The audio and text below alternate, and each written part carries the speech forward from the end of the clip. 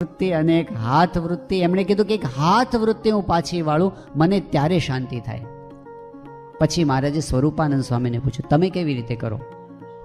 એમણે કહ્યું, મહારાજ, જ્યારે તમે મને કોઈ ક્રિયા સોંપો અને હું કોઈ પણ ક્રિયા કરવા માટે જાઉં અને મને કોઈ વસ્તુ દેખાય જ નહીં, હું જ્યાં જાઉં ત્યાં મને તમારી મૂર્તિ જ દેખાય, બીજું કાંઈ ન દેખાય. મહારાજ કે એ કેવી રીતે?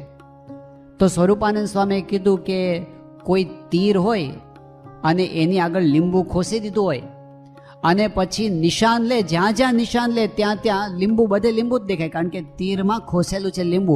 એવી રીતે મારી વૃત્તિ તમારી મૂર્તિમાં પરોવાયેલી છે, એટલે જ્યાં જ્યાં મારી મૂર્તિ જાય છે ને ત્યાં તમારા છે બીજું કાંઈ દેખાતું નથી.